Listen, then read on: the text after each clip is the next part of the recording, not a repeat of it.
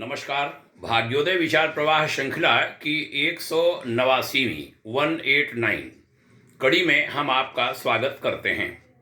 आज रविवार 7 जनवरी 2023। यह रविवासरीय चर्चा है। मित्रगण जानते हैं कि युगऋषि विचार श्रृंखला की 1103वीं कड़ी और चरैवेत श्रृंखला की 372वीं कड़ी है। आज वो दो श्रृंखलाएं अलग चलती हैं। भाग्योदय विचार प्रवाह श्रृंखला में आइए आज चर्चा करते हैं कुछ राष्ट्रीय विषयों पर। मित्रों, रेल, सड़क, जहाज, उड़ने वाले भी, पानी के जहाज भी, ये प्रगति के मानक कहे गए। किसी ने कहा था कि सड़कें किसी भी राज्य देश की प्रगति या अवनति बताती हैं, उत्थान या पतन बताती हैं कि ये राज्य कैसा है। सड़क देखकर पता किया जा सकता है। भारत में पिछले कुछ दशकों में सड़कों की स्थिति काफी अच्छी हुई है।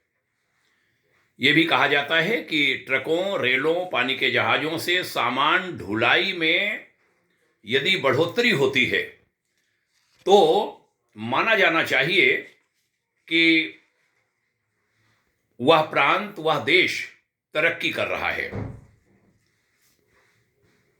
क्योंकि यदि ढुलाई में वृद्धि हुई तो कोई उत्पाद कहीं बन रहा है ना, तो उत्पादन में वृद्धि हो रही है।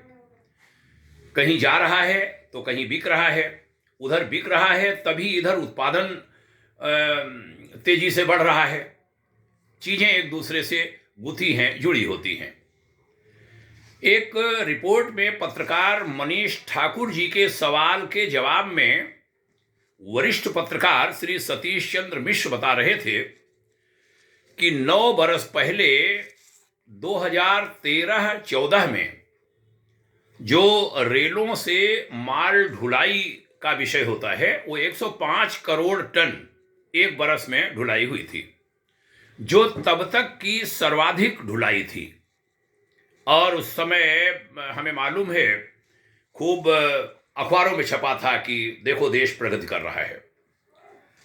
बीते बरस 2022-23 में ये जो ढुलाई जो उस समय 105 करोड़ टन थी वह 151 करोड़ टन हो गई। यानी ढुलाई में लगभग 44% की वृद्धि हुई।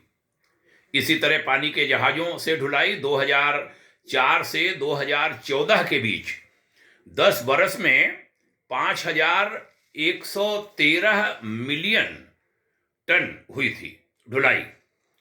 इधर के 9 वर्षों में जो विदेशों को जाने वाले सामान हैं उनकी ढुलाई 6200 मिलियन टन हुई है, जो लगभग 30% अधिक है। इसे प्रगति का पैमाना यूं कहा जा सकता है, जैसा अभी हमने कहा कि माल तैयार हुआ, वह माल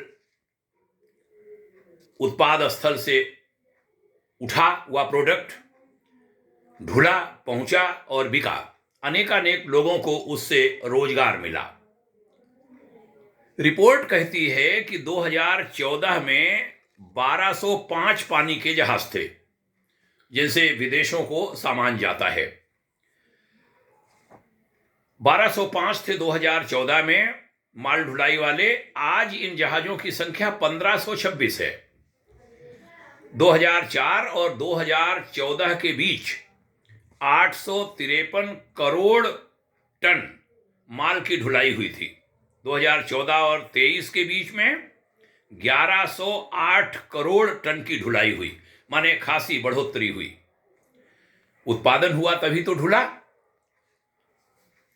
पहुंचा तो बिका, तभी तो लगातार मांग आ रही है और वो सिलसिला जारी है। ये बात समझी जानी चाहिए। इधर क्रय क्षमता देशवासियों की अच्छी खासी बढ़ी। अगर रोजगार नहीं बढ़ रहा तो क्रय क्षमता कहां से बढ़ रही है, चिंतन के विषय है। मैंने सोचा इस विषय पर चर्चा करूं। कि कहीं लोगों को भ्रम में तो नहीं डाला जा रहा है, और हम स्वयं समीक्षा करें, देखें क्या सही है क्या गलत। कभी कभी लगता है कि देश को बदनाम करने का अभियान तो नहीं चल रहा। शासन सत्ता के पक्षधर लोग इस दिशा में कुछ गैंगों के सक्रिय होने की बात भी कहते हैं कि कुछ गैंग सक्रिय हैं जो भारत को बदनाम करते हैं। गैंग जब कहते हैं तो कुछ नेता और मीडिया जन को बुरा लगता है, जनता के लोगों को भी कईयों को बुरा लगता है। लेकिन जब कहा जाता है कि शाहीन बाग हो या किसान आंदोलन, अन्यथा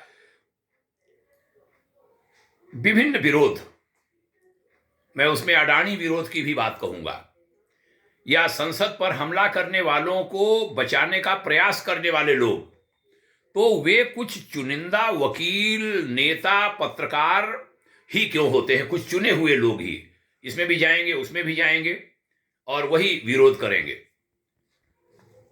तब देश चिंतन में पड़ जाता है और देश का आम आदमी सोचता है, जब ये बातें कोई बताता है, कि एक छोटा सा वर्ग ही क्यों लगा रहता है इस सब में, और सीधा आरोप लगता है उन पर, और हाईकोर्ट तक उसकी पुष्टि करने लगते हैं कि विदेशों से 125 करोड़ रुपए आए, वो शाहीन बाग पर खर्च हुए। तब देश चिंता मुक्त होने लगता है जब सुप्रीम कोर्ट अडानी पर लगे आरोपों पर सेबी की रिपोर्ट को सत्य मानता है।